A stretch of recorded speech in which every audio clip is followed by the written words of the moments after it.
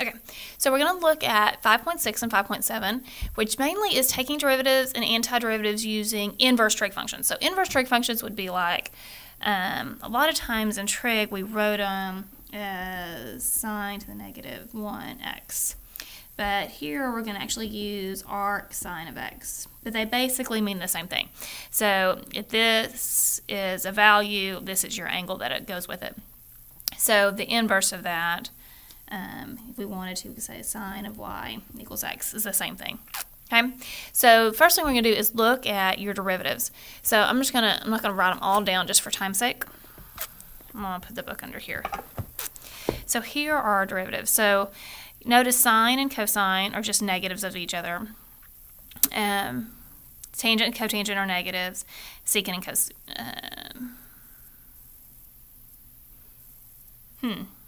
That should be secant and cosecant.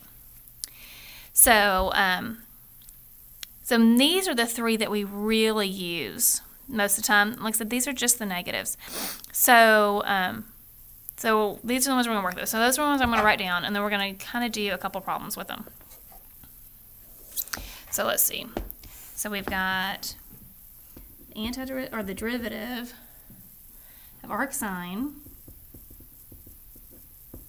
of u, we'll say u, is the derivative of u. Oh, let me get it where we can see it. And then it's the square root of 1 minus u squared. Okay, our arc sine, or arc tangent of u would be the derivative of u, and then 1 plus u squared. Our arc secant is negative, nope, not the negative, it's the positive, the derivative of u, and then we've got the absolute value of u, the square root of u squared minus 1. Okay, so these are our three that we're going to really kind of work with. The other ones, we do the exact same thing, it's just negative. So say I have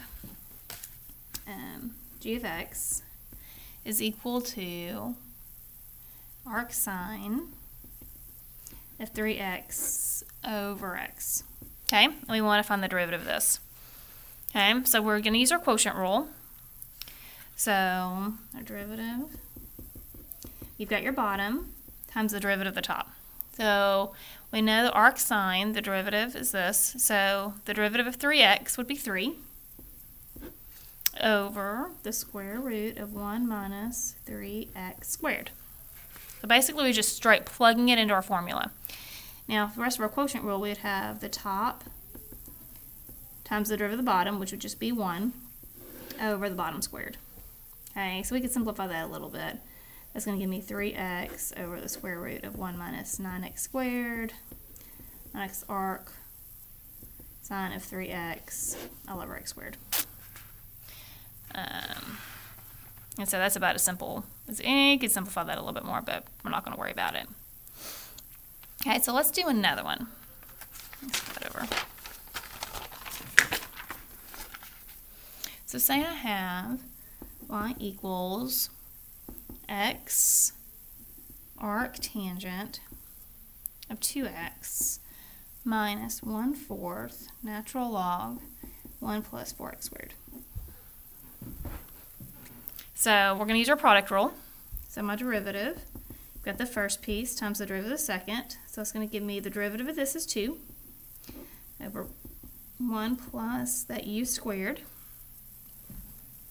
plus the second times the derivative of the first, and that's just going to give me 1.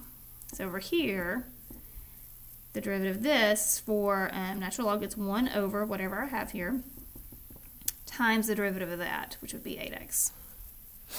Okay, so here, this is going to give me 2x over 1 plus 4x squared plus arc tangent of 2x. And that's going to give me minus 8 divided by 4 is 2, so 2x. So those two would cancel, and you just give me my arc tangent of 2x. That would be our answer. Okay, now if we're going backwards, say we're looking at, we're going to use those same three rules, and go backwards. So if we have the antiderivative of something of this form, a is a constant. So if I have like 9 plus x squared, okay?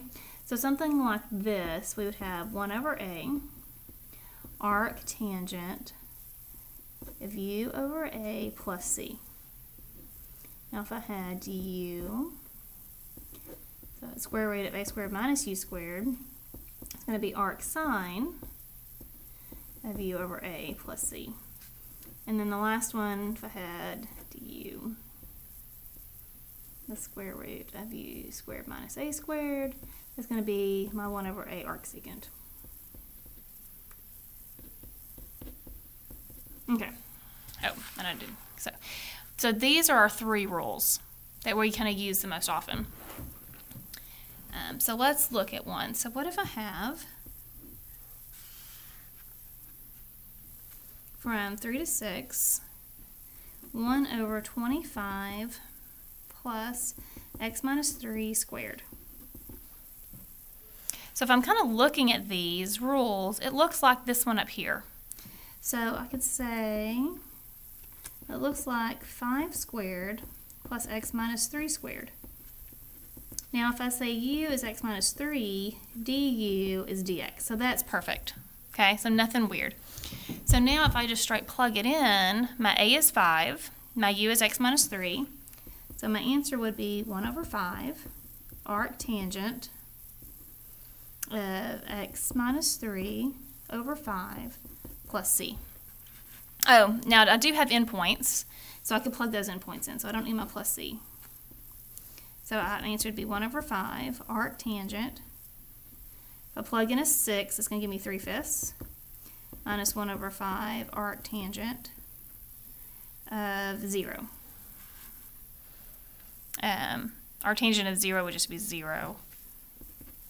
So that's not a big deal. Now this one, we could either leave my answer like that, or we could plug into the calculator and we'd get a decimal, and the decimal would be 0.108. And that would be our answer. Okay, so let's look at another one.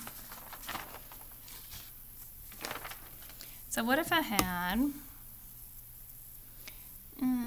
integral, let's say dx, and I had this.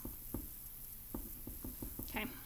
So this one's not as obvious, because the other one kind of really looked like it's the form. This one, my first thought would probably be to let this bottom equal u.